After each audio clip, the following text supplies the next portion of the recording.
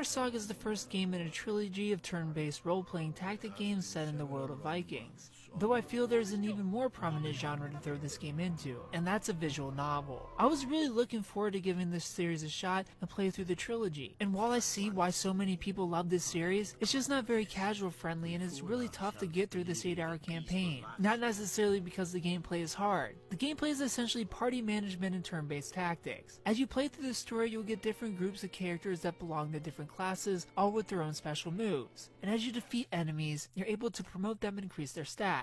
You'll also get to know these characters during stops in villages as well as along your journey across the map. In-game, it's all fairly simple. You take turns moving in a certain space of tiles and attack enemies within range, either weakening their defenses or going straight for their health. Placement of your characters in battle is important, as it's possible to lose party members, and no two members are the same.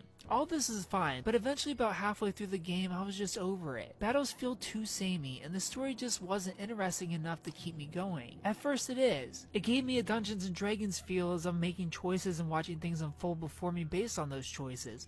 Gaining supplies to feed my fighters, getting items for my party to wear, watching my crew get annoyed with other members and having to decide what to do with them to ensure morale stayed up. I felt immersed into the story, and then suddenly I'm with a new group of characters, away from the group I was just getting to know, and it broke the spell for me. I stopped caring. I no longer cared about the consequences of my choices, or what the interests of the characters in the game were. I just couldn't follow along. It was way too much for me. I just wanted to get to the end of this visual novel that felt like it was dragging on forever. There is good in the Banner Saga. I get that people love visual novels, but I just don't.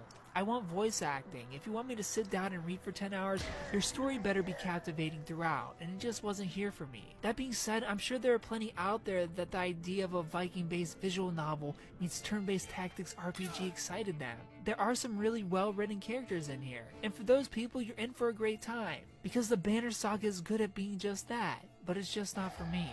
I give the Banner Saga a 7 out of 10.